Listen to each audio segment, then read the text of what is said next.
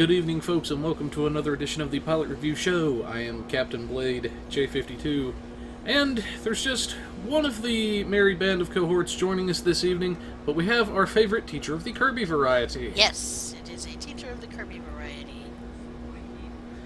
Yep, we're getting a little bit of a late start this evening. Neela was having some issues where his power was flickering. We wanted to see if perhaps, I guess, the storm, whatever it is, would pass overhead in time for him to join us. He might still get to, but possibility of that's not looking good at this point, so we're going ahead, and it's just going to be the two of us this evening. Just the two of us. But anyway, make if we try. Okay, sorry.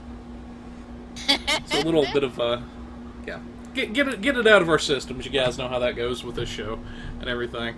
But anyways, Artie will not be joining us as well. He is not feeling too above the weather, if you know what I mean. But anyways, let's go ahead and dive into this stuff because we got some pretty big things going on here. Now, first and foremost, on the PS4, and I don't know if this is going out to the Xbone as well, but anyways, you guys are having a 15% key sale for the Master Keys.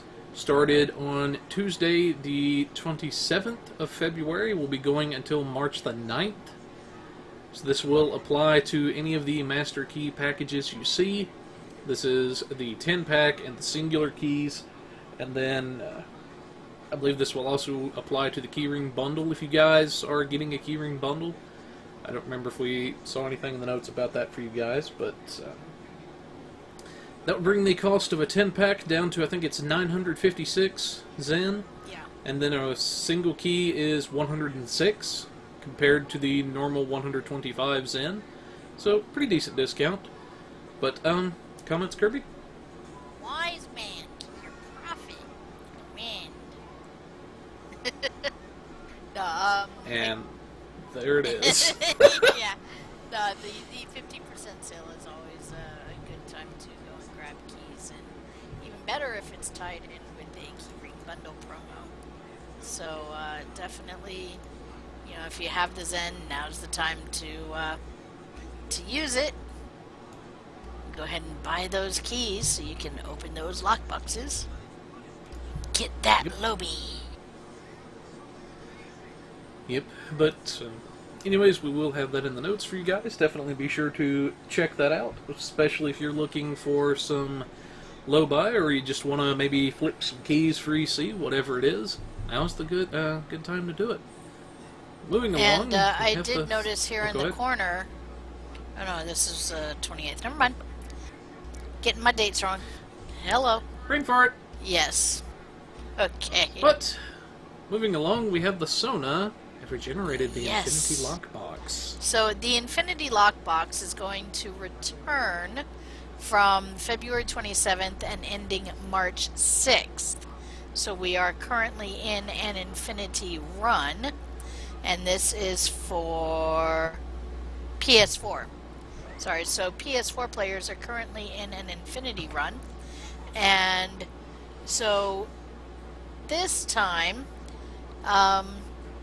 while the Zenkathi lockbox is being retired, the items from the Sona lockbox have been added to the Infinity box. So, the things being added are the Sona Command Science Vessel, the Universal Console Sensor Burnout, the Genetic Resequencer Trait Pack, which has Introspection and Invigorating Radiation for ground. For space, you have the options of Reconstructive Radiation and Repair Crews. From the Universal Kit modules, they're adding Transport Inhibitor Field, Stasis Drone, and Isolation Field Generator, and the Isolytic Plasma Ground/Space Weapons Packs, and the Baku Duty Officer Cadre. So all of these will be added to the Infinity Lockbox. So yeah, definitely be sure to check that out. I know I actually have all 3 of the Sona vessels on a different tune, including the one that they did from the R&D packs, and it's actually not a bad. They're actually not bad ships. They're actually something I would consider to be perhaps worth going after if you're a fan of the films and whatnot. Yeah, definitely. They are decent ships. So yeah, something to consider if you have, and just so that you know, if you're worried, oh, I have these things that I unlocked and was saving from the Infinity Box. Yes, the Sona items will be added to that list. If you've already opened an Infinity Box and you're saving the choice pack that you've gotten out of it, the Infinity or the Sona items will be added to that, even if the choice pack has already been taken out of the box. So don't worry. You can redeem a choice pack you opened 5 weeks ago and still get the Sona items. Indeed. Yes. Alright. Anyways, definitely check that out, folks. They've got the full list of what's going to be added and all that jazz. But, moving along, we have the PC Lifetime Subscription Sale. This is a big time of the year where they actually do one of their big sales. And from February the 27th until April the 5th, they will be bringing the price down by $100 to $199.99 for a lifetime subscription to Stowe. And you can enjoy all of the gold membership benefits forever without paying the monthly sub fee ever again. It says, enjoy all the rewards that come with being a lifetime subscriber with exclusive species unlocks like playable Talaxian species and instant access to all veteran rewards. Top priority login, and I see a typo in there. Yep. There are dozens of reasons to become a lifetime subscriber today. You will earn, or you will even get 500 cents a month to spend on all the new gear and all the new ships that come out in Star Trek Online, and that will keep going even if you take a sabbatical from the game. So, and they do have a link to some of the rewards. Now, we have touched base on those previously and whatnot, but just to give you guys an idea really quickly, some of the rewards that you can get. We'll go through the links here. Such as, for 300 days, you get a free character slot. For 200 days, you can pick up a extra ship slot. 100 days is full respecs, stuff like that. Then, scrolling on down here, you can get, at 600 days, a free Vice Admiral ship token. This is something like the Tier 5 Intrepid class from the C Store as one hypothetical example. That's actually how I got my T5 version of the ship, was through that token. Then, at 700 days, you get a free android bridge officer. It can be male or female, and it is any of the 3 base professions. So you can get a tactical, an engineer, or a science, depending on what you want. Then, at 1,000 days, you get the ships, or the lifetime ships. This includes things like the original T5, such as the Chimera, the Peck Hook, I guess that's how you say that for the KDF, and the Dinos Heavy Destroyer for Romulans. And those are, even by today's standards, still pretty good ships. And then you also get access to their Tier 6 versions, which is the Manticore, the Dolph Coup, and the Dyna's Heavy Destroyer. I probably butchered those names, so yeah. But as far as the rewards and everything goes, it is very much worth it, I think. Yes, I agree. I mean, if nothing else, $200. It only takes 40 months for the Zen that you get to match what you paid for the lifetime subscription, and I know only 40 months. But if you think the game's going to outlast that, then you know the stipend alone pays for itself. I bought my subscription right before the game went free to play, and here I am, I'm still playing, and it's been well over the 40 months, so every time I get my stipend at this point, um, you know, I'm making $5, which it's not much, but you know. And then with the you get ships that, you know, non-lifetime players or non-veterans don't have access to, and whatnot, things like that. So if you want those extra things and you want the extra 500 Zen a month, then it's definitely worth it. This is a 33% sale or 33% off, so that's a pretty good chunk, something to consider. Indeed. And I'll have to find that file again, but we actually sat down, me and Kirby did, and we totaled up what this would cost if you were to buy all of this stuff individually from the C store. And especially assuming the sale price of $200, you more than get that back. Oh yeah. It is, you more than get that in value just from what it would cost individually for all this stuff. But anyways, we did want to touch base on that really quickly so people can understand a bit about what they're getting.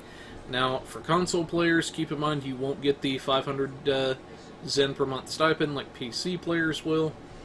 That you can blame Microsoft and Sony for, more than likely. But well, this is only a PC promotion right now. The other thing is, though, on the other side of that, PC players can't save up their dill, turn it to Zen, and buy lifetime subscription that way. Which is true. I would love to be able to buy a lifetime subscription with Zen. You and me both. Yeah. But anyways, they do have the link to that in their blog. I highly advise you guys checking that out if you're considering picking this up. It is well worth the money in our opinions. But anyways, speaking of Zen discounts, we have one for the X-Bone.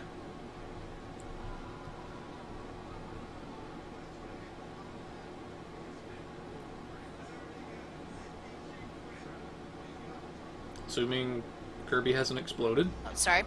Yes, you're right. My button was not pushed. I had the wrong one. Alright, so... Push to talk, fail. Push to talk, fail. So yes, these are the Zen discounts for Xbox One. These are the ones that were promised to Xbox One players a little while ago when PS4 got their discount. So yes, it is here. It is going from February 28th until March 6th at 2 a.m. Pacific time. That is a weird time.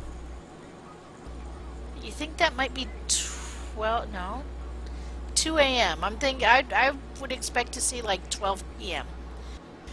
Anyway, we'll go with what it says. 2 a.m. Pacific time on March 6th. So Xbox captains with Xbox Gold can get their hands on Zen for 15% off or more and get in-game packs at discounted prices.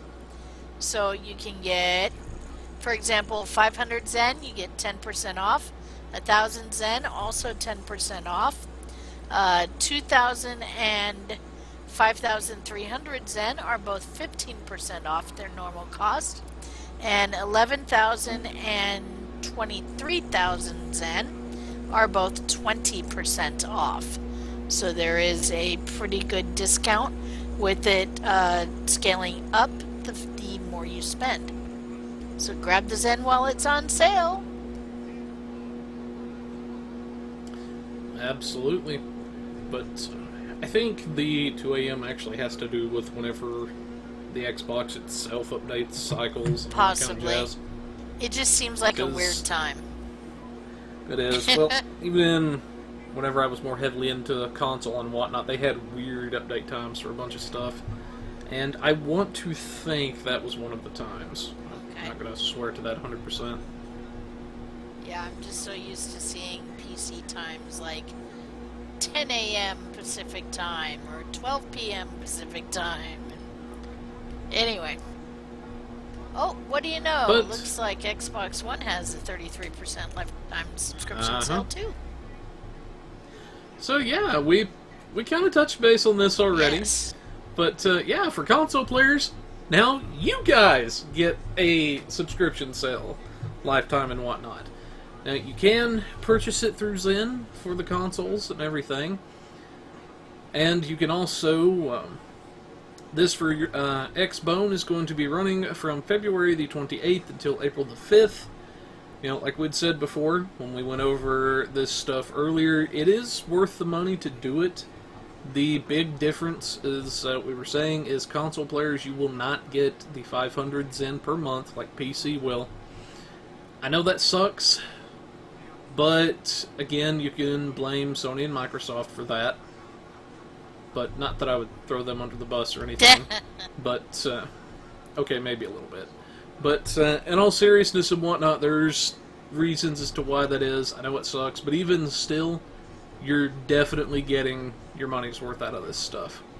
It is very much worth it. But anyways, moving along, Was it wrong? we have... Was it wrong that when you said you wouldn't throw them under the bus, I wanted to make bus sounds and kind of thing? Now see, the funny thing is, people, I have a soundboard clip for this. And it's killing me that I can't play it for copyright reasons right now. But anyways, okay. Xbone, you get a new featured episode, Scylla and Charybdis. Yes, Scylla and Charybdis. You get to join forces with Captain Geordie LaForge and Martok. Is that Martok? Yeah. And General Martok. In Scylla and Charybdis, you will hunt down the Second Fleet to end their crusade. Along with Ls Nu, you will strike at the heart of the fleet and decide the fate of the Alpha Quadrant. Okay, and you get to team up with General Martok, Captains LaForge, and Kumarke against the genocidal foe. It will be released with the 8th anniversary for a limited time. The episode will be available to all players level 10 and up. Romulan players must have selected a faction. After this, it will be in our normal mission journal progression. And yep, that's it. And of course, you will get the weekly rewards while it is a featured episode. So have fun, enjoy, and little trick that I recommend: if you have a character that is level 10 but you're not ready to take them through it yet, pick up the episode anyway so it's in their list, and then you can play it later, even after it's gone off of featured episode status, and then that way you'll be able to get the gear as well. Indeed. Yes. But thank God she pronounced it right. Skyla and Charybdis? Now see, I'm somebody that rather enjoys a bit of Greek mythology and everything, and it makes me want to slam my head against the desk repeatedly whenever they do that. Oh, be quiet, Mr. Admiralty. Which, see, I know how to get Kirby back with a lot of Admiralty jokes. Though I'm not sure the Admiralty of Stowe would approve. Uh-huh. Alright. Moving right along, But anyways, we have the PC patch notes for the first, and there's not a lot to them. There's actually only 5 individual notes, technically 6 if you count the other one, or the little sub-note. Resolved an issue that caused the Kumare Phaser Wing Cannon's base fire to have less DPS than similar weapons. And the Kumare Phaser Wing Cannons can now interact with re-engineering. Yay! Quad Cannons can now interact with re-engineering. Yay! Not like they really needed to be even more OP. But resolved an issue that caused some Boolean heavy assault cannons to be missing modifiers. Thank God. Resolved an issue that prevented the neurophasic disruption field console from increasing the player's flight speed. And resolved an issue which caused mini-queues to still appear on Academy grounds after the anniversary event had ended. Yes, that one was, I remember you told me you broke it. Was it you or was it Mm-hmm. Brad? Anyway, yeah, you guys told me you broke it, and I was laughing about that last one. But I'm always happy when things get added to re-engineering. Yay! Oh, yes. Yes. But definitely keep in mind, folks, there is going to be more added to re-engineering as time goes on. That is one thing that Vorticus did say originally whenever a bunch of us were chatting with him in one of the feedback threads. He said it's with as much stuff as there is in the game, it's going to take them a while to do it. That's the only drag, is waiting for certain sets and all that jazz to be added. But anyways... Yeah. Yeah, that's...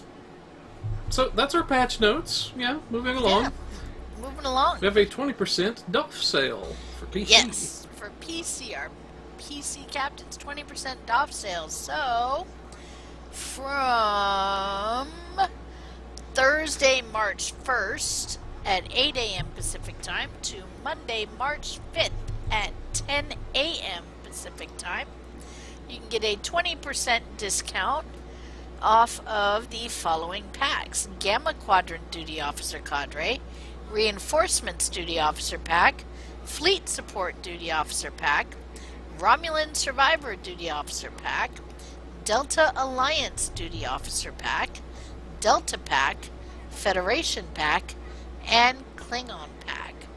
And these come all out of the C-Store, so you can get a 20% discount. Now is the perfect chance to fill your roster and replace those red shirts. And they had to go there. Yeah, well,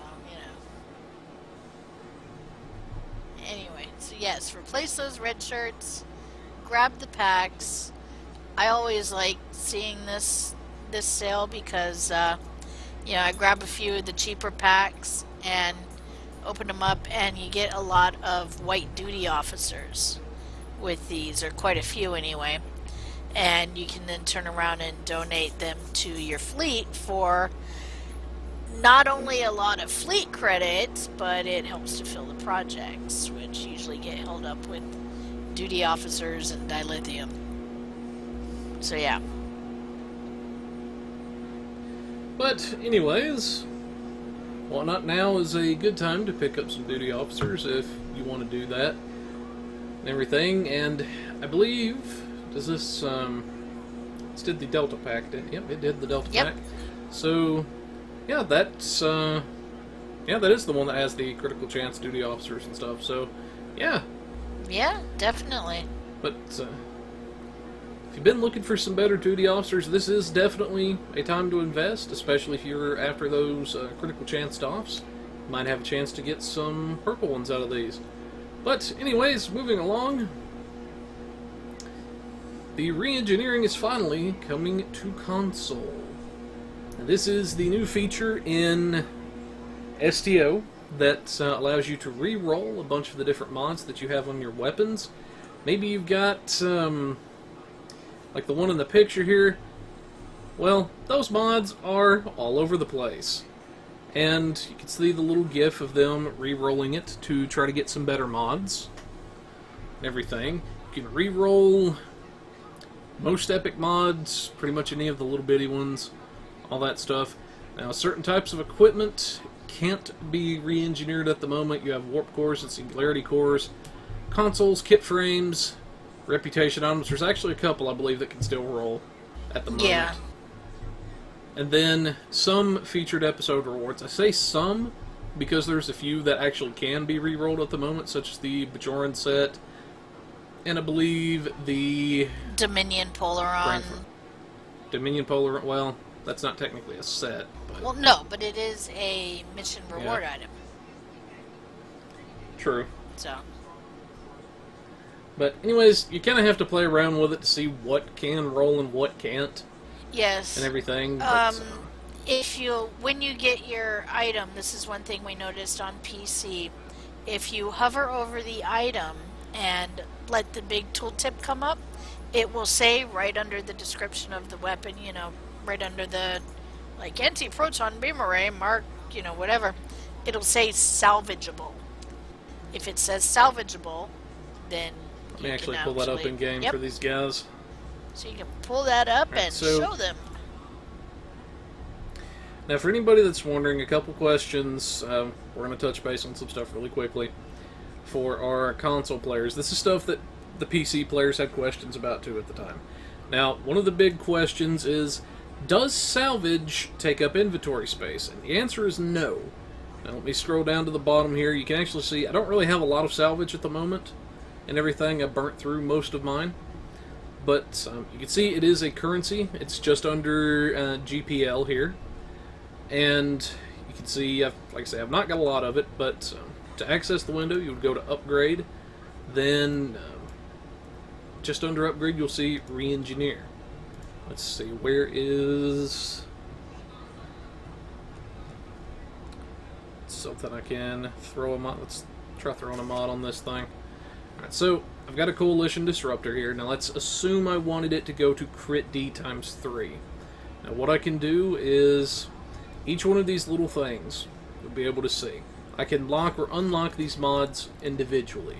Now, I don't have enough salvage, obviously, to roll all three, not that I wanted to anyway, but you can see that it does increase in cost a little bit salvage-wise, all of that stuff, for the more mods you want to roll, and increases a bit into lithium.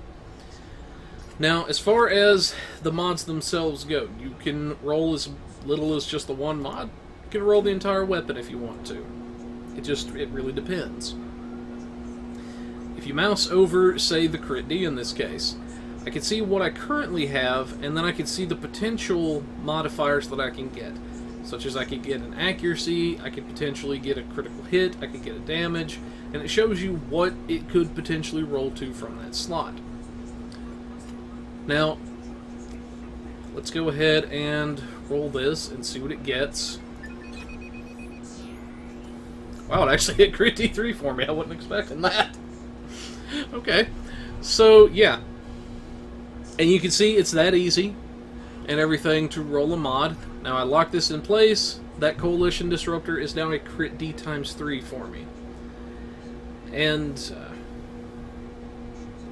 as far as getting salvage goes, like Kirby was saying, I'll right click on this. Now I'm not going to break this beam apart because I use it in another build. On this Tetrion beam array, the DMG4, you can see there's Equip, Salvage, Protect, all that jazz. If I wanted to salvage the item, I could then break it apart. And that's how you would get your salvage. Now, I am actually going to load one of these into the thing here. And this is one of the lockbox type of weapons. And one of the big deals with them is, you can see there is a quote-unquote proc. That is basically a placeholder to allow certain ones like this that are hybrids to interact with the system. You can see you're going to get a bunch of new epic modifiers too, aside from the AC-DM. Now you can still stick with AC-DM if you wanted to, but you could also get AC Crit D, AC Crit H, Crit H Crit D, Crit D Dam, Crit H Dam. So it just really depends on what you're going for, in all honesty. But mouse over the weapon itself, you can see kind of the stats that's on it. Good lord, I've got a dancing whatever that is in front of me. It's a lithium. Thankfully, most of it's covered by the re-engineering window. So, it's not to scare too many people. But yeah. Anyway. I say for re-engineering, it is cheaper, dilithium-wise, cost-wise, at the end of the day, to roll a group of mods than it is to just roll them individually. Though, I think you'll get better control if you roll them individually, so it just kind of depends on the weapon, in all honesty. What I've noticed is that you get the same amount of control, but eventually you're going to end up to where you're rolling only one. Usually. That is true, too. You know. Now, the other big question that a lot of people have asked about is the odds. You know, how often are you going to get what you want, that sort of thing. Now, one of the big things I will say let's say I wanted to roll this epic modifier and everything, and I wanted to try to get the critical hit, critical damage. Now on this, typically you're looking at about 5 to 7 rolls is the average in order to get what you're after, and that is the average. Now, as you saw with the Coalition Beam, you could get lucky and it could give you the mod you're after on the first go within 1 or 2 rolls, but if it doesn't do it within 1 or 2 rolls, then assume 5 to 7 at the max. Now, very, very rarely, I think I can actually count on one hand still how many times this has happened, and this is upgrading at least a good 80 beams, or 80 weapons, rolling mods, all that kind of stuff. Every once in a while, you might get unlucky enough to get that one weapon that is just stubborn as heck and does not want to roll to what you want. I think the highest that I had was 17. Wow. Get the mod I was after. But again, that's happened one time out of over 80 weapons and things that I've rolled. So the odds of that happening are minuscule. Yeah. But still worthy of making a note of. So assume 5 to 7 for each mod. Yeah. Which isn't really that bad when you think about it. And I've rolled about this, probably about the same amount as you, and I haven't had to go over 10 to get what I wanted. Yeah. Like I say, more than likely you're not going to go over the 7 at the absolute max and everything. But anyway, that is the odds that I did want to post for you guys. And like we said, yet again, if you've got mods that you want to keep, you can lock or unlock them individually. It just really depends. But let's see, what else can we... I think this is one of the mission sets that can roll. And yes, it is, actually. So you can see some of the potential powers that you could get from rolling this particular shield and everything. You can get cap, regen, disruptor, phaser, all that sort of stuff. It just kind of depends on what mods you have available. And it's actually the Bajoran set. I don't know if you guys have access to that yet on console. But anyways, I know teacher... Oh, go ahead. The Bajoran set... I'm trying to remember where that comes from. It comes from Scylla and Cryptus, doesn't it? In part, yes, but okay. It also comes from anniversary type stuff. Right. No, but they're getting Scylla and Cryptus soon, TM. So, yeah, they will. Yeah, they will have that. So they don't have it yet. Console players. But anyway, moving right along. Our PC players have the Phoenix Prize Pack returning. Actually, it is currently returned. Yes, I always love the Phoenix Prize Pack. This gives access, the Phoenix Prize Pack, to items that have been removed from the game, where there's no other way to get them at this point. And for example, like let's see, what are some examples? The Breen Resreth Dreadnought, the Breen Sarthelm Carrier, the Kobali Samsar, the Krunum Science Vessel, the Ferengi Nandi Warship, the Zorgon Dreyfus Escort, the Jem'Hadar Attack Ship, Tier 5, you know, the Ryzen Luxury Cruiser, the Ryzian Corvette, the Voth Bulwark, the Red Matter Capacitor, the Zephram Cochrane Shotgun, let's see, the Crystalline Energy Torp, let's see, the VSS Tanius Admiralty Ship, the Hakiv Mirror Universe Duty Officer, Aang the Vicious, let's see, and a number of tribbles, including the Crossfire Tribble, the Fleet Tribble, Solanae, Molrihan, and Redan Tribble, the Dilithium Encrusted Horda, a bunch of emotes, including Air Guitar, Bloodwine, Bow, Dance, Jester, Frustrated, Con, Pick Me, Shaka, When the Walls Fell, and Shoe. Let's see. And also the much sought after Phoenix Tech Upgrade Kit. Okay, which gives a huge amount of tech points and requires no dilithium. So the Phoenix Prize Pack can be bought for, where's the price? I believe it's 10,000 dilithium for a pack. Oh, here it is. Oh. 4,500 dilithium for single one, or 40,000 dilithium for a pack of 10. Had my numbers mixed up. Every prize pack is character bound when you purchase it, and opening it will reward you with one prize token of varying rarity, and depending on the rarity determines what you have access to choose. You can also trade higher rarities in for 2 lower rarity tokens. Okay? And do not forget, you can go to either Deep Space Nine or to Drozana every day and get 1 Phoenix prize pack for free. You know, I just realized something. What's that?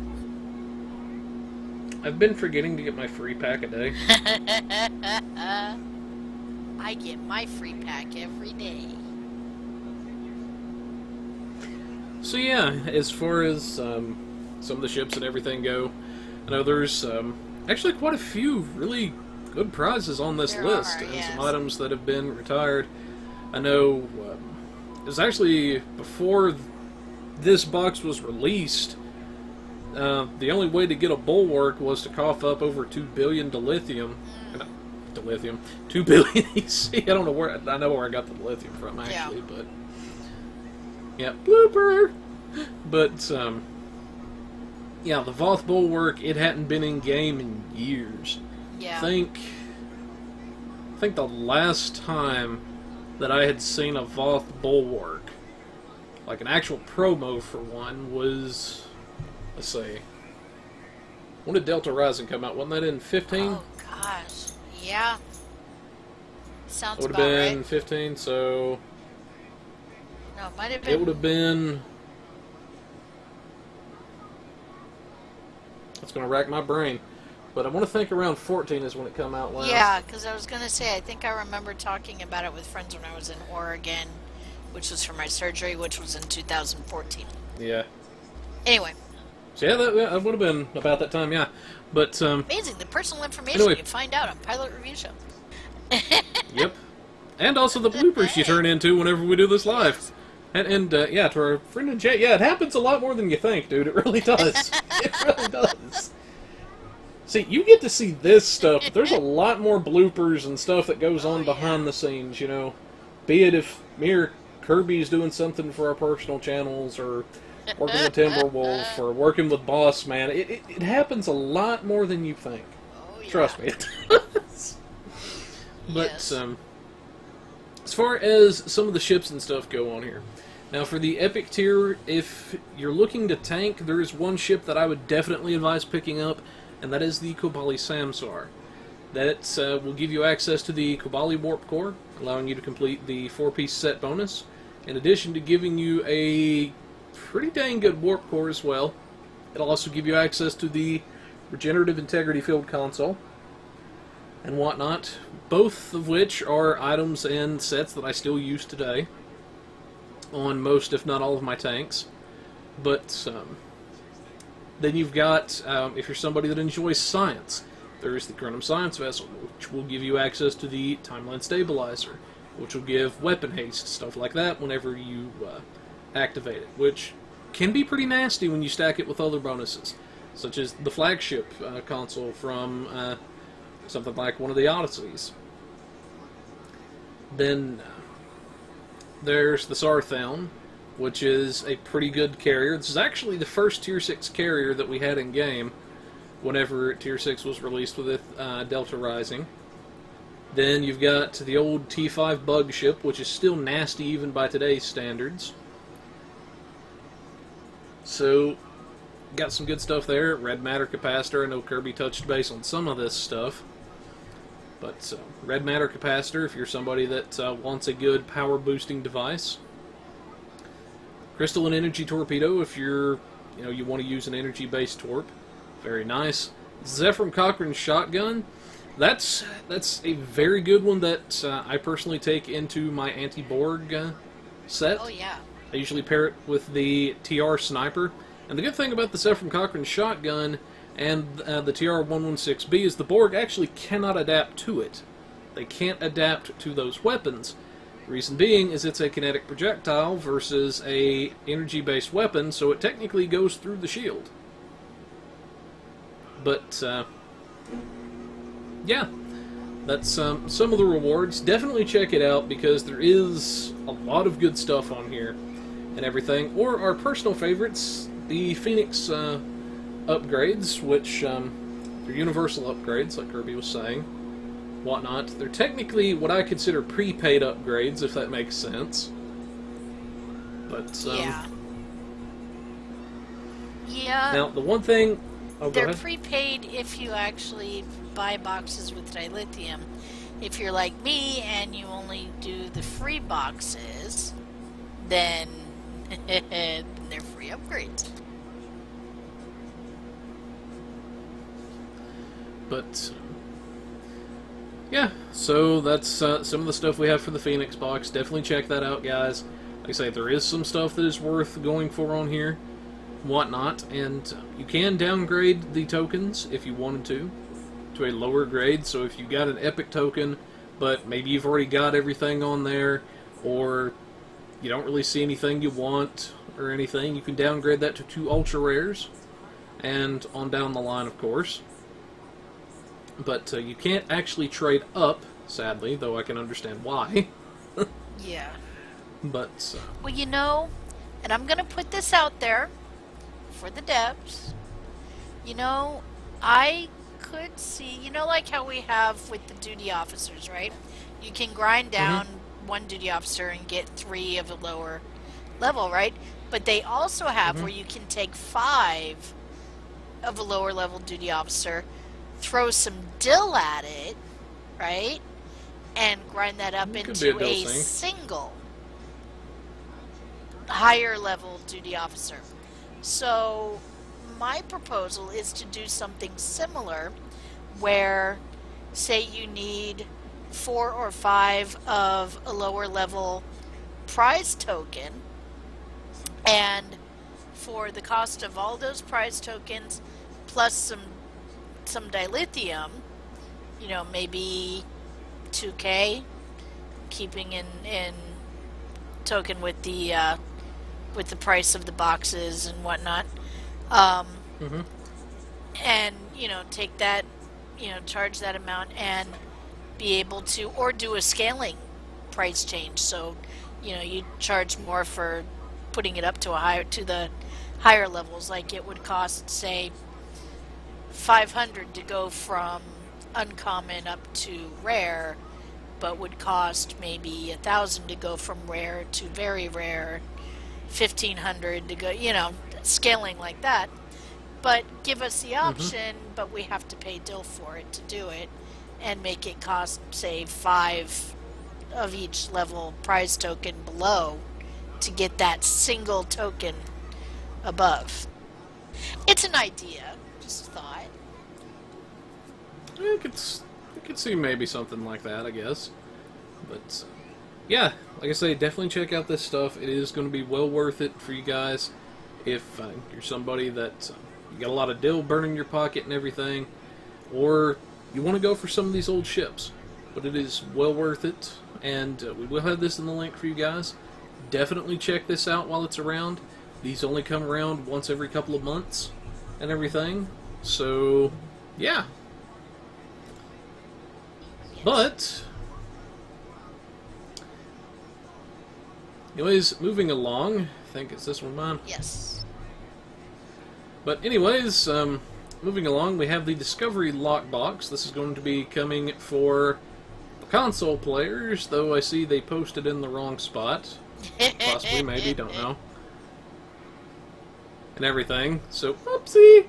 But, relive the adventures of the latest canon starships from Star Trek Discovery, but this time with you as the captain of these new iconic vessels. Sail the stars in historic recreations of some of the most famous or infamous starships involved in the Klingon conflicts of the mid-23rd century. The following starships will become available with the release of the Discovery Lockbox, scheduled to arrive on X-Bone and PS4 starting with the 8th anniversary update. That's a mouthful. Yes, it is. Now, for Fed, and now this is one thing I do want to mention, and whatnot, this is the first and so far the only time that Romulans have been able to use a high or a top-level ship or a in-game ship of their chosen allied faction. So, for Feds and Federation-aligned Romulans, you will get the Crossfield class. So, in order to get the ship, or in order to use it, you need to be level 40 at the very least. Then, you've got a hull strength of 1.3, so that's 30,000 at level 40, 44,850 at 50, and 52,000 at level 60. This is base hull. I should preface that a little bit.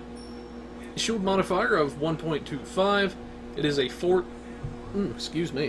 is a 4-3 layout. Then you have 3 device slots. For your BOF seating, you have a Lieutenant Commander Tactical, Ensign Engineering, Commander Science, Lieutenant Universal / Temp Ops, and Lieutenant Commander Universal / Intel, and everything there. So this is a hybrid ship and everything. You've got 4 Tactical, 2 Engineering, and 5 Science, base turn of 10 degrees per second, and pulse modifier of 0.18, 45 inertia, plus 10 power to weapons and aux.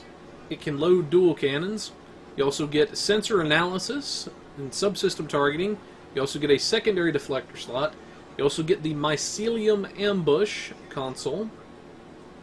Then for the Mastery package, you get the Science Vessel, which is exotic damage, shield hit points, plus healing, as well as plus shield regen / hardness, as well as the Black Alert Starship trait. And then for those interested in the Admiralty card is 20 Engineer, 59 Science, 47 Tac. The special is 2.5 critical rating from Psi. Then for the Mycelium Ambush, everything, let's see, where does it say? There we go. When this console's power is activated, your starship's weapons will become temporarily disabled as your ship instantly moves forward to a destination some distance from your current position. Upon arrival at the destination, a pulse of energy is discharged, impeding the engines of nearby ships while enhancing your own weapons for a brief period. After a few seconds, multiple payloads of torpedoes are released, and your starship's weapons are briefly disabled again in order to instantaneously move backwards to your original position. Dang if that ain't a mouthful.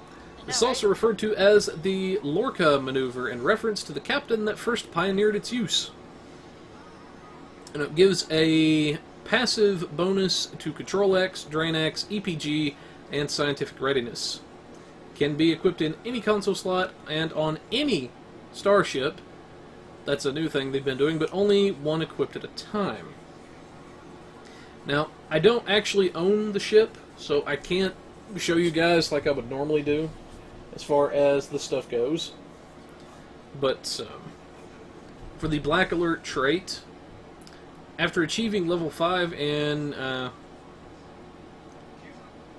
wow, anyway, so they said in the Science Vanguard's Starship Mastery, you will unlock the Black Alert Starship trait.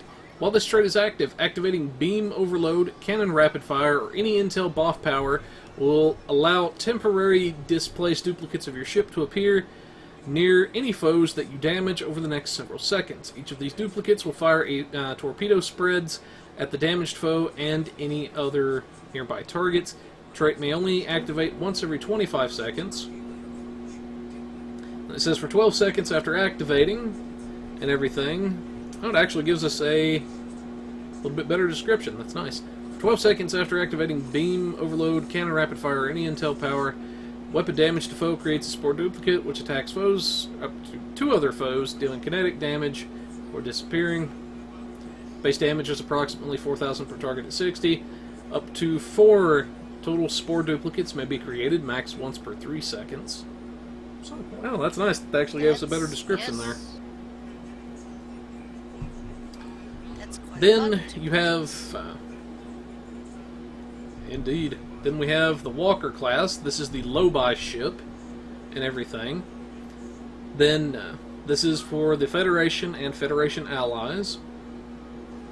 We have hull strength 1.325, and that's a really weird number. 39,750 at 40, 45,713 at 50, another weird number, and 53,000 at 60. Shield modifier of 1.15. It is a 5-3 layout, 4 device slots. Lieutenant Commander Tactical, Ensign Engineering / Intel, Commander Engineering, 1 Lieutenant Commander Science, and 1 Lieutenant Universal / Pilot. It is a 3 Tactical, 5 Engineering, 3 Science console mods. Base turn rate of 10. A inertia of 40. Plus 5 power to all subsystems. So it's an across-the-board thing here. Then you have the obfuscation screen as the Universal Console. Then you get the full Cruiser Command Array.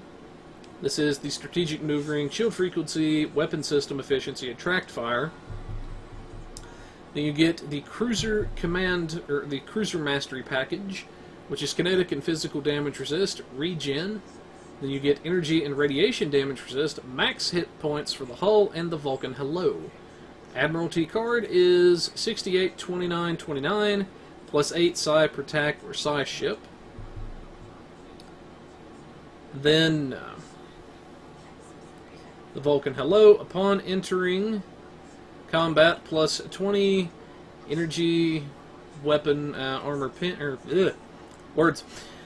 Plus 20 energy, weapon, shield, and armor pin for 8 seconds, and minus 50 weapon power cost. Good lord. Wow. You see what I'm saying out there, yeah. dude? I can't talk for crap today. So yeah, that's that one, and then we'll quickly touch base on the sarcophagus. And then one little addendum I'll mention to the low-buy version, and whatnot. Now for the KDF version, this is the sarcophagus dreadnought, and this thing is actually as big as you would expect it to be, and whatnot. In a game, it is a hull strength of 1.675, so you start out with 50,250 at 40, 57,788 at 50, and 67,000 at 60, which I think that actually rivals a Universe class in terms of base hull at 60, if I'm not mistaken. That's huge. I'd have to look at the exact stats and whatnot, but I'm pretty sure that rivals it, if not outright beats it. But, just beat it! And, little comedy for everybody there. Yeah, I've been accused of, being, you know, just a little bit out there before, but to that I say, it's the matter with a little mental instability once in a while. Keeps things interesting. Plus, normal people don't get to have any fun. I know, But right? anyways, continuing along, it is a shield modifier of 1.05. It is a 4-3 layout, which kind of sucks that it's not a 4-4, but anyway, that's my gripe with it. It is a 3 device slots, then you get a Commander Tactical, Lieutenant Commander Engineering, Lieutenant Science, an Ensign Universal / Miracle Worker, and a Lieutenant Commander Universal / Command. So, another hybrid ship there. It is 4 Tactical, 4 Engineering, 3 Science, base turn of 4, which is actually the same as a Dederadex for some of the Romulan players out there. So definitely going to need an RCS on this. It's a impulse modifier of 0.13, inertia of 20, 10 aux power, and 10 weapon power. Can load dual cannons. God only knows why you would want to. Yeah. Subsystem targeting it comes with. Well, that explains a lot right there. equipped with a cloaking device, and then the console is the multi-target tractor arrays. It has 2 hangar bays loaded with the Mokai Raiders, and probably butchered that name, I'm well aware of that. Then you get the tactical carrier, which is minus hangar pet recharge time, max hull, weapon damage, and max shield HP. The Admiralty card is 41 Engineer, 32 Science, 53 TAC, and then ignores plus or minus Engineer from events. Then the multi-target tractor arrays provides a passive bonus to Control X and energy damage resistance and turn rate, thank God. This console may be equipped in any console slot and on any ship, but only one equipped at a time. Everything. Then, as far as to what it does, it says these arrays were initially designed to facilitate the retrieval of fallen warriors for preparation and storage aboard the sarcophagus, but have since been weaponized to debilitate and damage foes in close quarter ship combat. When this console's power is activated, specifically mounted tractor beam array is capable of immobilizing and debilitating nearby foes, will activate over a brief period of time. A total of 12 tractor arrays will be activated by this ability, each targeting nearby foes and severely slowing them while dealing a moderate amount of kinetic damage directly to their hull. If any foe is caught by more than one tractor, the damage of each is increased as the tractor beams tear the unfortunate ship in opposite directions while dragging them closer to the sarcophagus. Yeah, this is a mouthful today. But, anyways, then we have the Honored Dead Starship trait and everything that you get for achieving level 5. After receiving 10,000 cumulative damage post-resistance, gain a stack of Honored Dead. Each stack of Honored Dead grants plus 20 all damage resistance rating and plus 2% hull regen, maximum of 20 stacks, infinite duration. So, pretty much as long as you're in combat, you can maintain this. Well, at 20 stacks, additional triggers instead grant 10,000 temporary hit points for up to 40 seconds. While not in combat, lose 1 stack of Honored Dead every 2 seconds unless cloaked.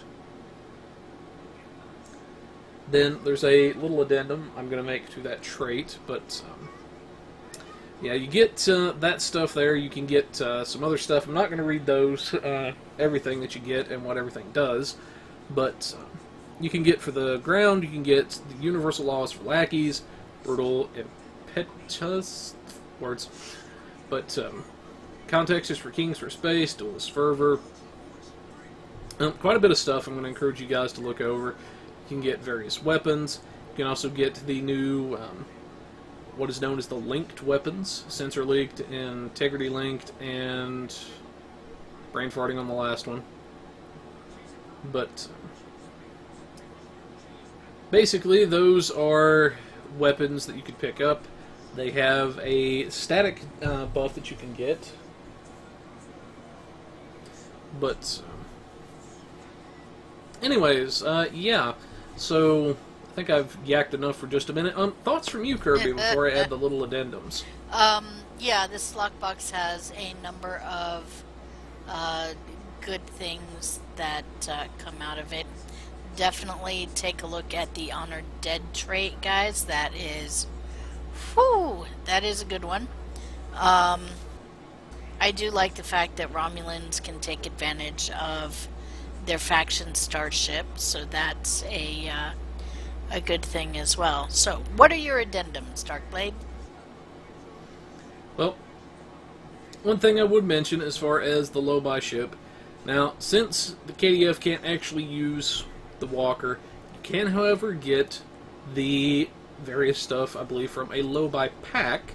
So it's the equipment pack for the ship. So you would get the console and the trait and stuff. This is something they've been doing for ships like this and everything. Then, as far as the Honored Dead trait, now, I know Kirby's not normally a tanky type of person, but if you're looking for maybe that one survival trait to throw in there, Honored Dead is still very potent. It did get nerfed once before, had the values cut in half and changed to post-resist versus pre-resist, and even then, for me personally, since I spec more into survival and whatnot, that's worth for me a good 10% across the board resistance. Yeah. So whenever I go into combat, I sit usually now at about 68 across the board in terms of damage resist. Wow. Between 60 to 68 once everything's going, but still, yeah, it's BS to put it mildly. Oh yeah. But in a good way.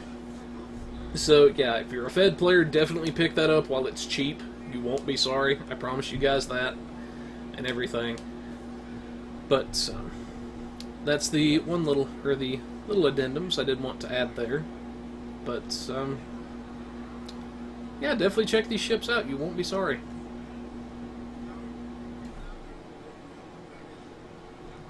Alright, that is it for our articles. Yep. And now we're moving on to our budget build of the evening. And, good lord, I've got to talk some more. Anyway.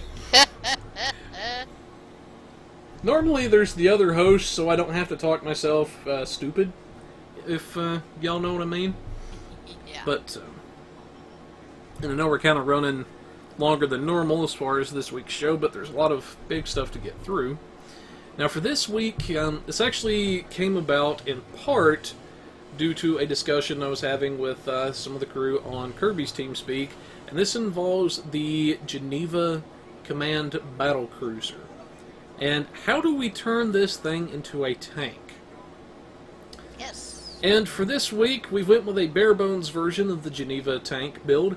Now, because there is a Phoenix promotion going on whenever we made this, I figured, why not go ahead and do a Kobali 4-piece and everything this time around to mix it up a little bit. Now for the Geneva itself, it's a very good ship. This gives you the command mechanic and everything, which can debuff the enemy, give you a heck of a lot of regen, and keep you in the fight longer.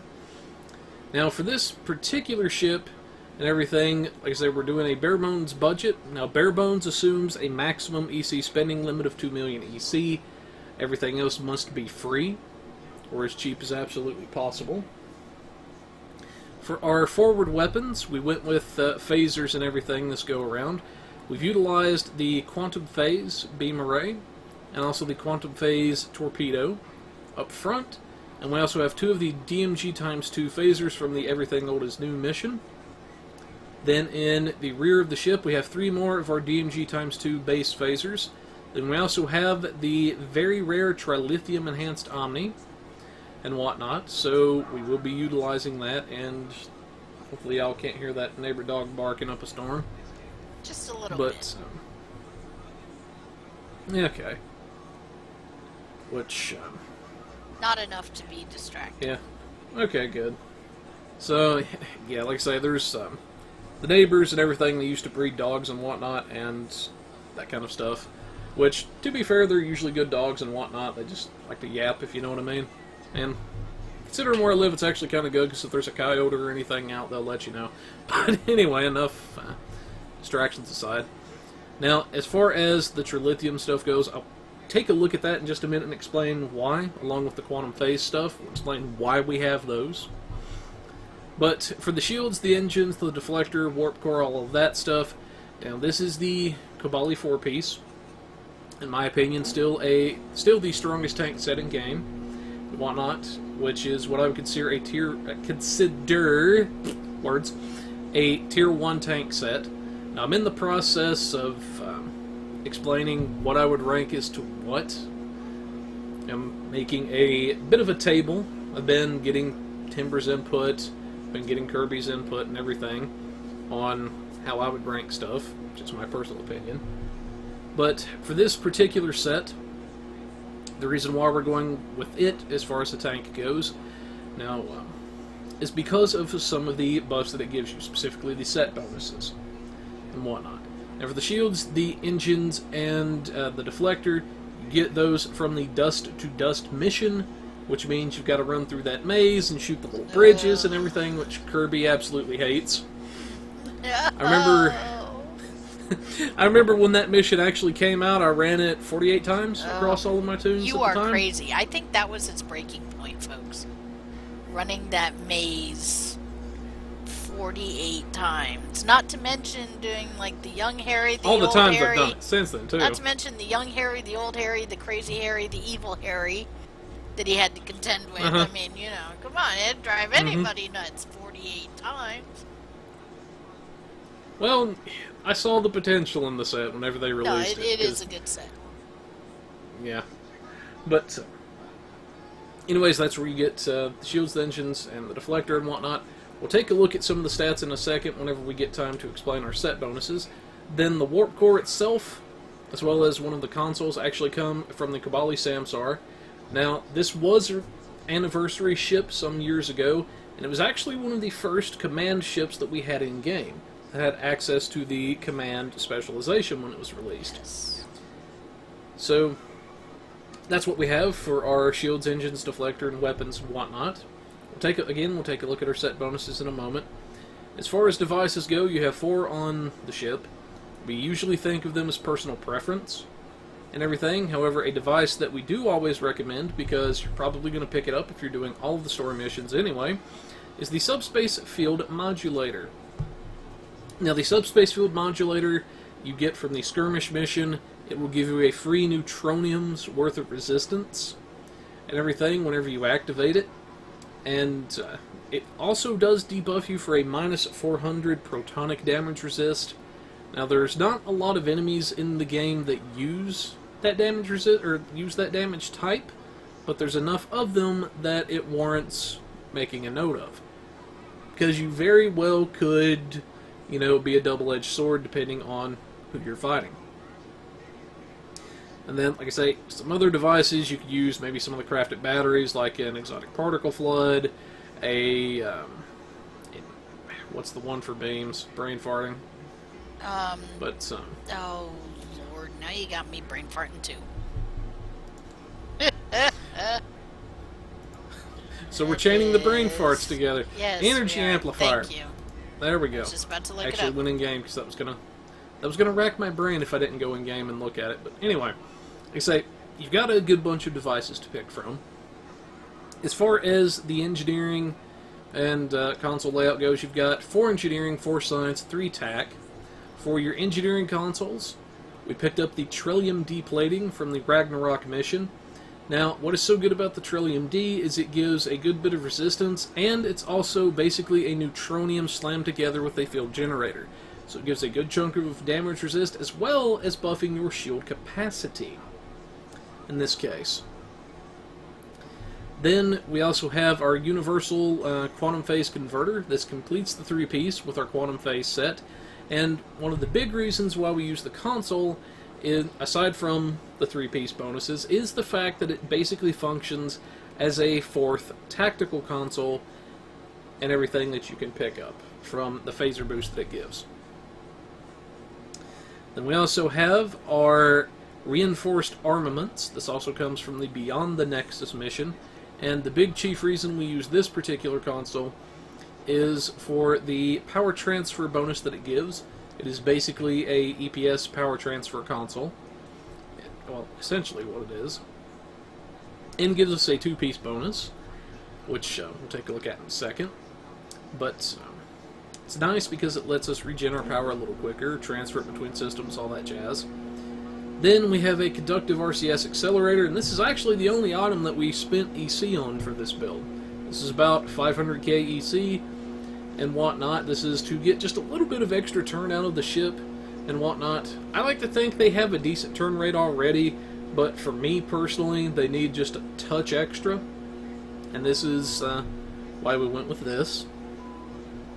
Now for our science consoles, we used pretty much all universals here. We have the assimilated module and everything. This is going to give a bit of critical chance as well as critical severity. And I believe this one is the one that gives the Control X, if I'm not mistaken. Yes. So a little bit to that. Then we also have our Bioneural Gel Pack. Now the Bioneural Gel Pack, the main reason we use this is for the 7% Bridge Officer cooldown reduction that it grants. So that's why we're going to have this particular console. Then we also have the 0-point energy conduit.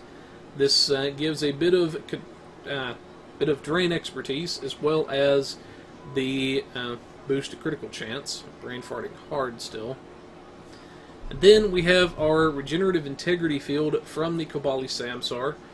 We'll take a look at that in just a moment, but in a nutshell, this gives a boost to hull healing as well as a nice burst heal and heal over time effect. Then finally, for our tactical consoles, we have our phaser relays that we picked up from the Of Sign's Importance mission. Now getting into our consoles, explaining some of these. For our, in particular, one thing I would mention for the science consoles, now if you wanted to pick up a little bit of extra shield capacity, a little bit of extra critical chance and stuff, then you could consider swapping out the Viral Neural Gel Pack for the Temporal Disentanglement Suite. That is another option you do have, whatnot, but something I did want to mention. Now getting into our set bonuses as to why we have this equipment before we look at our skills and everything. Let's boop into game for just a moment. Then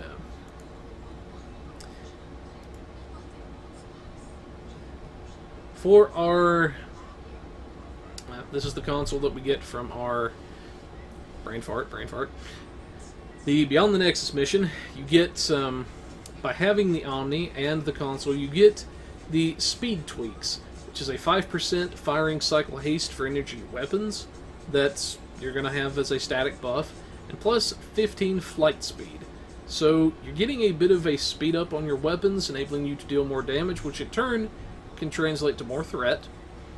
Now, if you did have the 3 set, which we don't on this ship, but just to touch base, you would get plus 20 all damage resist rating and a bit of hull capacity. Then for the Omni itself, you can see you have a chance to gain firing cycle haste for energy weapons. So this is a pretty big thing to have. And then do I actually have my quantum phase beam on me? No, I do not. There's another brain fart this evening. But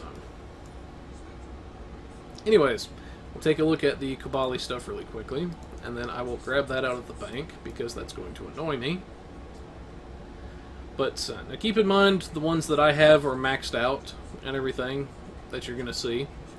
But for the Kobali shield and everything, it will get a Resol mod at Ultra Rare, and whatnot. You can see it has a... It buffs your incoming hull healing to self by 10%, so that's automatically something good there. And then for the engines and whatnot, to self, you get a 3 to 10.5% recharge time reduction on hull and shield healing buff powers, and then that scales with your engine power. And then for the deflector, it's kind of a basic deflector, pretty much, except it focuses more towards you know, your hull capacity, shield restoration, all that kind of stuff. But the real strength of the Kobali set, and we'll take a look at the warp core really quickly, is actually in the set bonuses. Now, the Kobali core is an amp core when you upgrade it, but the real strength to the Kobali warp core is the capacitor that it gives. It's an AoE shield heal and shield power boost. It gives, and I believe this can be buffed, but gives, for me anyway, 5,584.7 shield regeneration to nearby allies. This applies to, I think it's all facings, I believe. Repairs disabled shields and whatnot of nearby allies, and it does heal you as well. It's a 4-minute recharge. And let's go ahead and look at our set bonuses.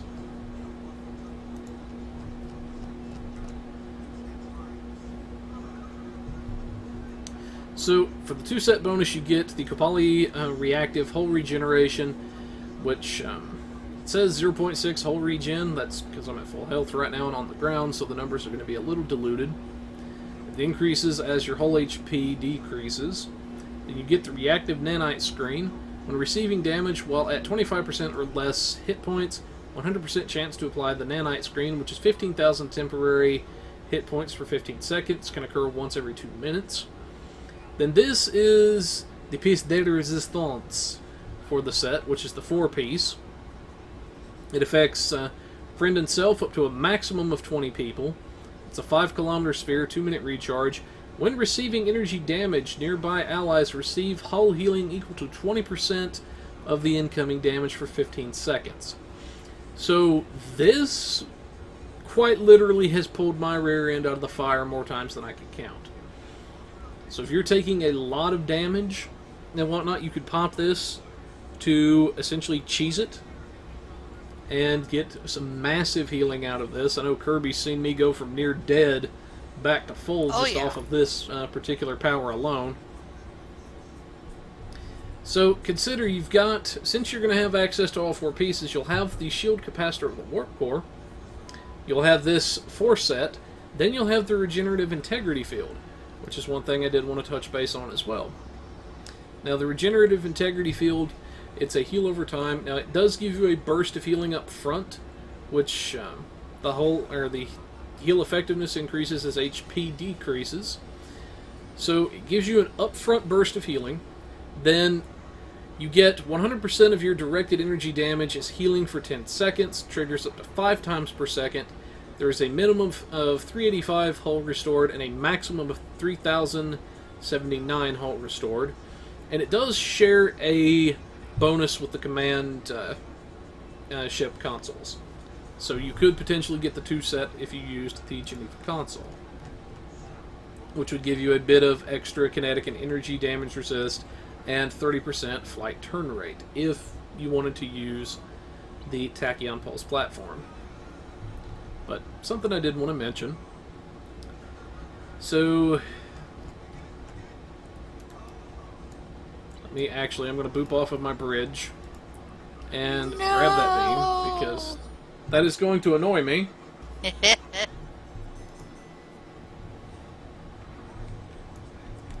And y'all are going to get to see what a pack rat I am and everything. Not that that's really going to surprise anybody. Orders 2410. So yeah, this is the crap that I keep in my bank. It's a lot of junk in here. This week on Giggity. Orders 2410, we featured Darkblade JK. Yes, we do. But there's your Quantum Phase console. It also does give a bit of Terrain X, and it gives a hot restart to your aux, which can occur once per minute as well. So, very decent. But anyways, now back to the bridge we go. I thought I had this on me, but apparently I brain farted. Not that anybody's really surprised. Now the real question is, will you... Hey, look at that! You came back to the same bridge. Darn it, I should have sat in the captain's chair while you were doing. She knows better. But anyways, for our Quantum Phase beam and whatnot, now the big deal about this is you have the phaser subsystem offline effect that you would normally get from a phaser. Now the big deal with the Quantum Phase is you also have a chance to pop a enemy shield drain to restore your shields. So you zap the shield strength from them and you add it to your own. Now the 2-set bonus you're going to get is plus 15 accuracy rating.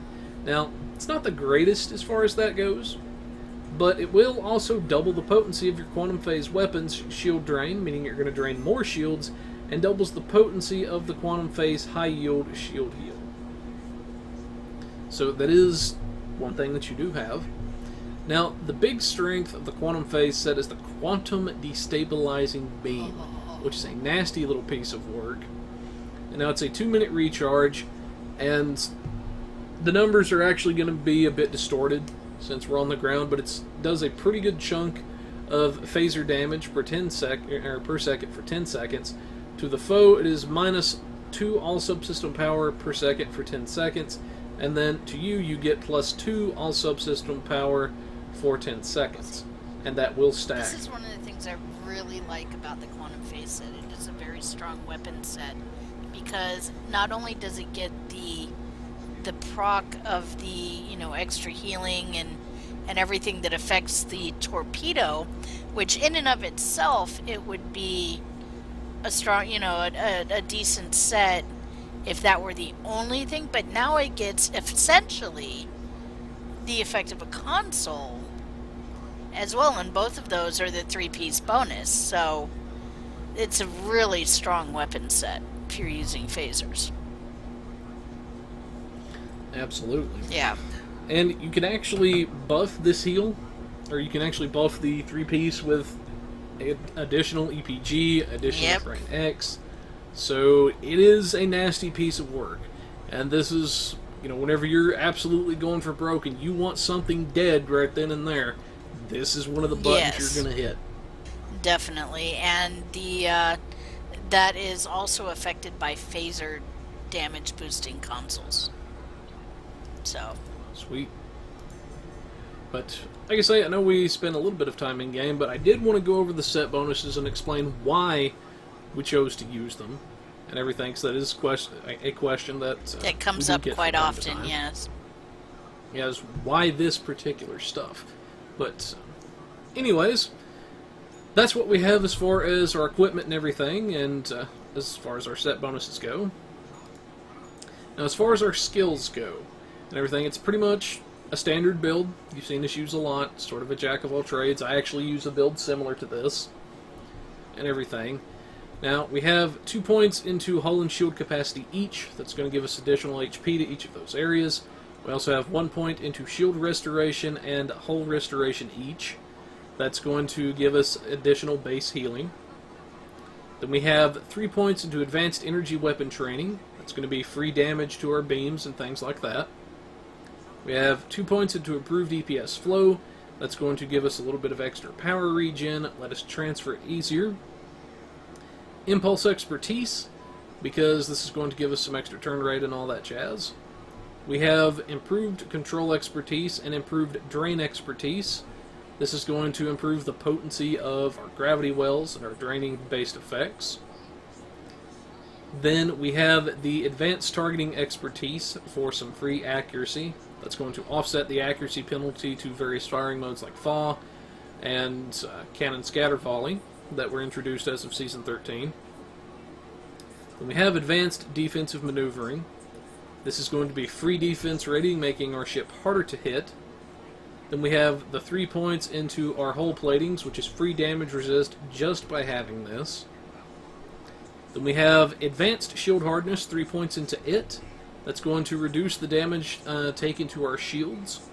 So again, free damage negation. Then we have 3 points into weapon amplification and specialization for free critical hit chance and severity. Then we have 1 point each into defensive and offensive subsystem tuning. That's going to give free power to all of our subsystems since we took both. Then we have 3 points into our exotic particle gens. That's going to improve the damage of Gravwell and very similar type effects. And also our quantum phase set as well. Then we have advanced long-range target sensors. This reduces the weapon drop-off penalty the farther you are out from the target and everything. Then you have your choice of either hull penetration or shield penetration, whatnot. There is no right or wrong answer here. It's a matter of what you value more. Do you value bypassing a little bit of extra armor, or do you value getting through the shields and everything? As long as you have at least one of these, you're doing pretty good. Then our final point is in warp core potential. This is going to give us free power to all of our subsystems and everything. But that's what we have for our skills. Now for our specializations, we went with Pilot Primary, Strategist Secondary, and this is for some of the immunities, various buffs that they give. If you wanted to switch it up, another great one to work with is also the Miracle Worker spec, if you're looking to tank. Now, as far as our... if I can remember how to work this dang thing...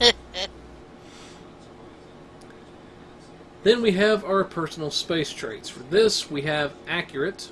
That's going to increase the accuracy of our weapons, offset that fall penalty more. Beam Training for free beam damage. Beam Barrage as our R&D trait. Now, we always like to assume you've leveled at least one of the crafting schools, and in this case you chose beams, is what we're assuming. Then we also have Elusive for free defensive value, which is going to make us harder to hit. We also have Fleet Coordinator, which increases your damage based on how many players are in your party, including yourself. So it's a free 2% boost. That's going to translate to greater threat gen. Then we also have our point-blank shot from House Peg. Increases energy weapon damage the closer you are to a target, up to a specific maximum. Then we have the Nanite Repair Matrix from the Midnight Mission. It triggers a hull heal when your ship drops below 50% hull strength once every minute and a half. Then we have the career-specific trait. In this case, the builder always defaults to engineers. If you are not an engineer, but you would like to use this trait, or like to use this build, I should say, then swap in your own career-specific trait, and you are good to go. Then, lastly, just to mix it up, because we don't usually use this one a lot, we went with Imposing Presence. This improves our outgoing hull healing powers, and it gives you additional threat generation.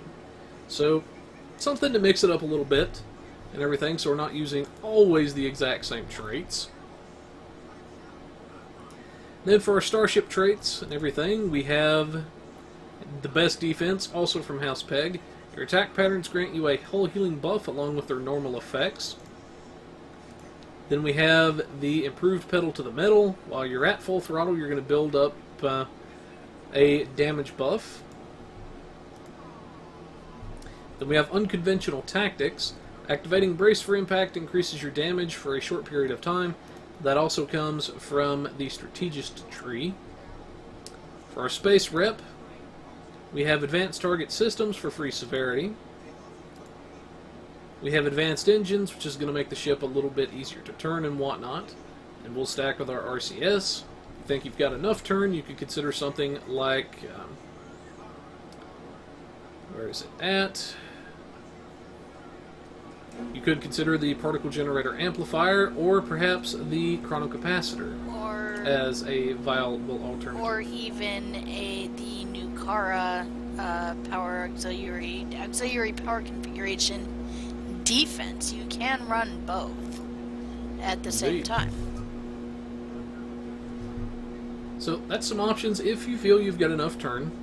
But then, speaking of Aux Power, we have Aux Power Offense on here, yes, which gives a damage boost and accuracy boost based on Aux Power.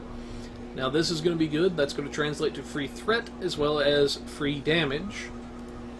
Then we have Precision for free critical hit chance.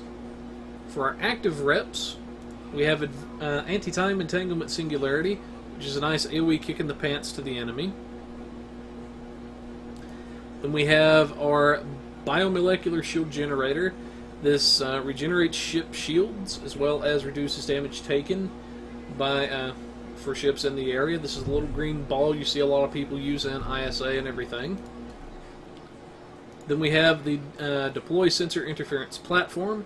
This will poof up a little sensor platform that will taunt enemies to itself and will last until the time runs out or it gets blown up, whatever happens first. This is a nice little get out of dodge card. Then could enable you to get a additional heal off or something along those lines. Then finally we have Quantum Singularity Manipulation.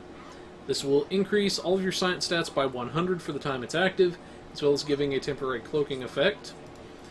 Now, the combination we like to do is popping our exotic buffs and everything first, follow with Quantum Singularity Manipulation, then crack off maybe a Gravity Well, and follow up with Anti-Time Entanglement. You get a lot more bang for your buck that way. Oh yeah. Then, where the heck is the tab? Here it is. Now for this particular ship, getting into Bridge Officers. You have a Lieutenant Universal, Lieutenant Tactical / Command. You have a Commander Engineering / Command, Lieutenant Engineering, and Lieutenant Commander Science. So you've got a decent little bit of flexibility with the ship and everything. For our Lieutenant Universal, we'll just list them in order here. We went with a tactical seat. We put in a torpedo spread for our torpedo. We also put in an attack pattern beta 1. Then for our Lieutenant Tactical / Command, we put in a tactical team that's going to purge certain debuffs like boarding parties and automatically redirect the shields. Then we have our Fire at Will that allows us to smack anything within range with a beam.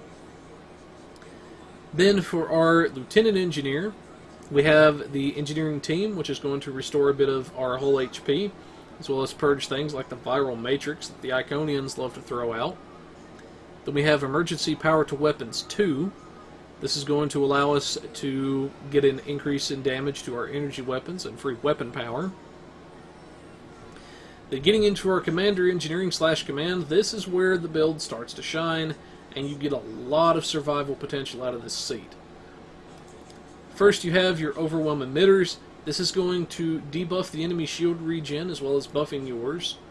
So, very potent. It's going to allow you to stay in the fight longer. Then you have the reverse shield polarity. That's going to allow you to recharge your shields based off of incoming damage. Then we have our emit unstable warp bubble. Now, one thing you could do, if you wanted to, and I'll touch base on that in just a minute, but the emit unstable warp bubble, it's a AoE 4-kilometer radius thing, and it debuffs the enemy damage, the outgoing damage, as well as their turn rate and everything. There is no hard upper limit to the amount of enemies that I've seen yet that can be affected by this. So you can essentially, if say you're fighting 20 guys at once, you pop this, and depending on the rank of the ability, you can essentially cut their damage in half to the point that you're basically fighting only 10 of them, essentially, while it lasts. Then, finally, we have the Suppression Barrage. Now, what makes Suppression Barrage so dangerous is it basically cuts their damage even more, especially at rank 3. In fact, we'll go ahead and take a quick look at the tooltip here. Because of how potent this is, scroll down here. Suppression Barrage 3, it is a 50% outgoing damage debuff, a minus 67 or 66.7 flight and turn rate, and minus 50 accuracy, and that will stack with Warp Bubble.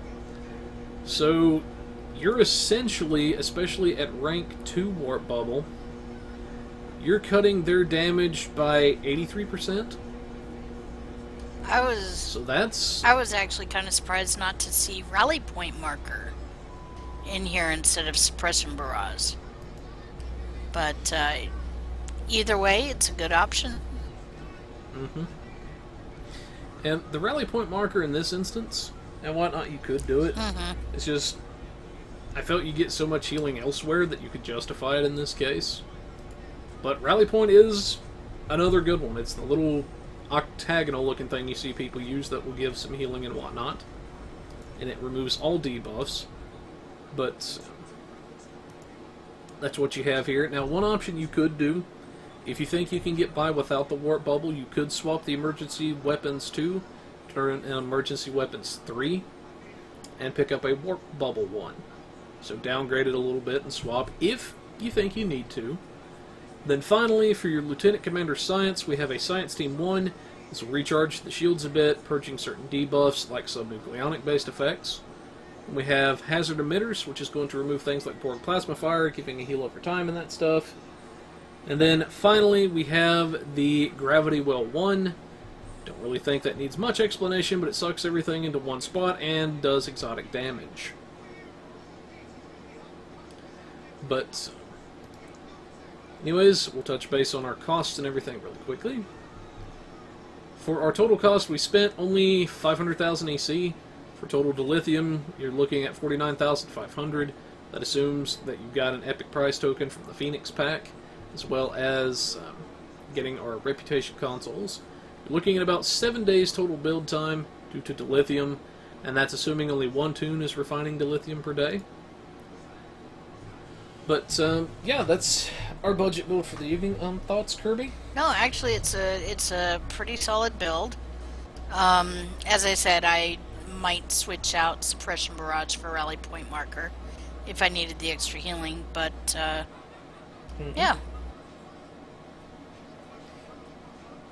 But yeah, like I say, point being, you do have some options with this ship. Like Kirby said, if you think you need the additional healing and the debuff just isn't working for you, then swap in for Rally Point and everything. And as far as this ship goes, like I said, you've got a lot of potential that you can work with here. Everything, the command battle cruisers, they've always been able to pull massive, massive amounts of bull crap. Yep. And everything. But like I say, this time around, we did want to mix it up and everything because, you know, Phoenix promos, they don't come around too often, and we figured, you know, why the heck not? Definitely. And now time for the Blade. I broke it. And I know she's got something No, good, actually, so... I don't. I just like saying that.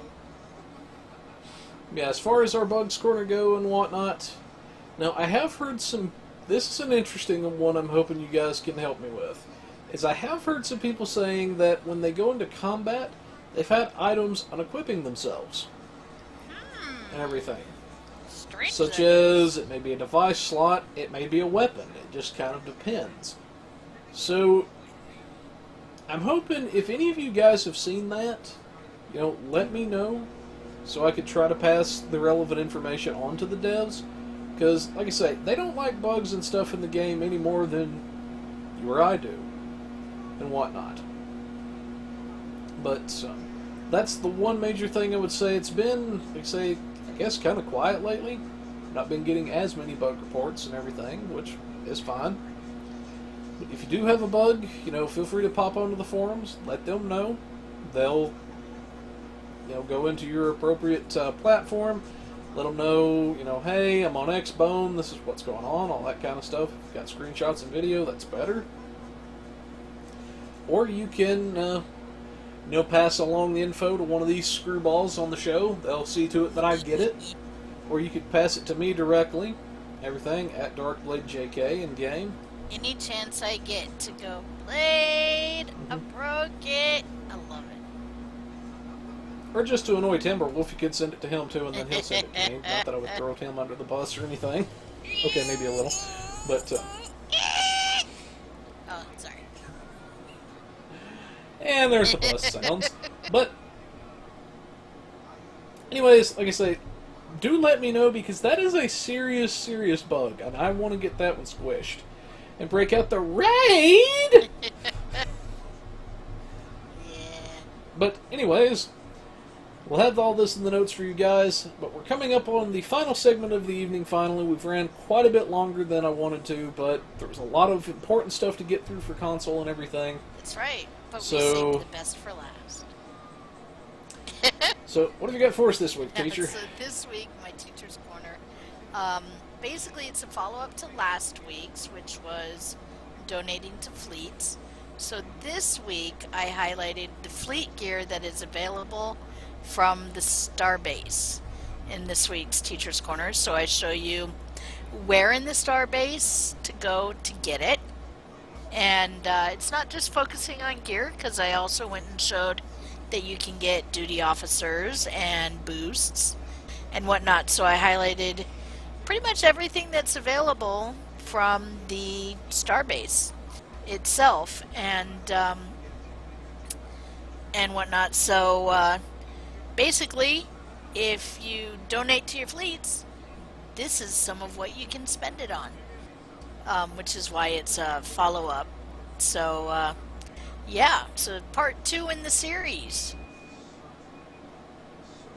Thoughts?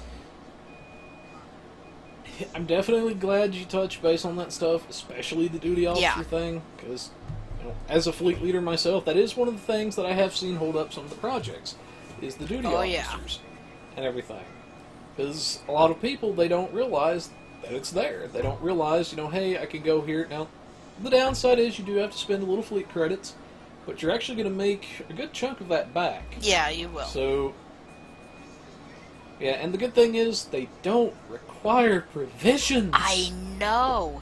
Well, people don't realize also, and I'm going to put this out there as much as I can, duty officers are the absolute highest payout for fleet credits. One duty officer gets you a minimum of 250 fleet credits. Whereas it takes 5 fleet marks to get the same. So that's a pretty hefty payout. It is. It's a huge payout. Yeah. And that's a minimum. You got something to pay 300. So, you know, so that is a pretty hefty payout. Yeah, like I say, definitely check out this video and everything if you've ever been curious about, you know, what can you get at the fleet base, what can you do with fleet gear, all that jazz, definitely check this out. We'll have a link in the notes to Teacher's video for everybody, whatnot. But finally, you get to hear me stop yakking for a little while after this. That's pretty much what we've got for a show this evening and whatnot, but thanks for everybody that tuned in and survived up to this point, hearing a hick from the south yak this long, and a little pink puff ball known as Kirby. Hey. Yeah, and just remember, go ahead and check out our partners. We're partnering with the Temporal Armada, and you can check them out in-game. And also, Kurtang Pirate Radio. You can check them out, kurtangpirateradio.com. The party is here. Yep, but definitely check those guys out. They're a very cool bunch of people and whatnot. Yes. Everything, you won't be sorry. They all put on a good show, and they're just cool people to hang out with and everything. But hopefully we'll have Admiral Ross back on sometime in the near future, all that jazz. But anyways, like I say, that's what we have for a show for this evening and whatnot. Also, if you would like help with a budget build and everything, feel free to let us know. Pop on there and say, hey, this is what kind of a ship I've got. This is what I'm looking to do. This is what budget level I have. Maybe it's a bare bones. Maybe it's more of a mid-range. Maybe it's a full-on high-end build you're looking for. We do all budget levels, pretty much all ships and everything, whatnot. Let us know. Do you want a tank? Do you want to be a laser-spewing disco ball of death? Do you want to be a space wizard? Whatever it is you're looking to do, we'll help you out with any type of build, whatnot.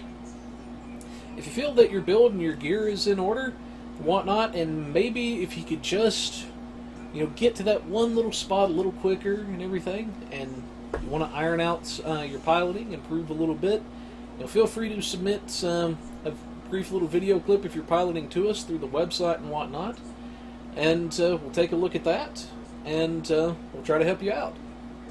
Everything. Also, if you've got bugs, like I said earlier, let me know. Let one of these screwballs know. They'll see to it I get the information. They'll see to it gets I'll see to it gets passed along to the devs, whatnot. If you've got ideas for Teacher's Corner and everything, maybe there's a specific topic in game that you don't really understand it. You need help with. Let TeacherKirby know. She'll do a video over that. Yes. Whatnot. In fact, this series that I'm doing now, was suggested by our friends at the Temporal Armada. And there we go. Yes. But, and also, finally, if you do have topics of discussion for RP, feel free to let Artie know and everything. Maybe how would I RP this specific type of character and everything. And he'll be sure to help you out and whatnot as much as he can. But anyways, folks, and everything, we finally come up on the end of our show. I know we ran quite a bit longer than normal, but there's some pretty big changes coming for console and whatnot that we did want to touch base on. Some pretty big stuff going on and everything, and kind of felt it would be a disservice if we didn't give some detail on that. But anyways, folks, this is the Pilot Review Show, and we are warping on out of here. Bye!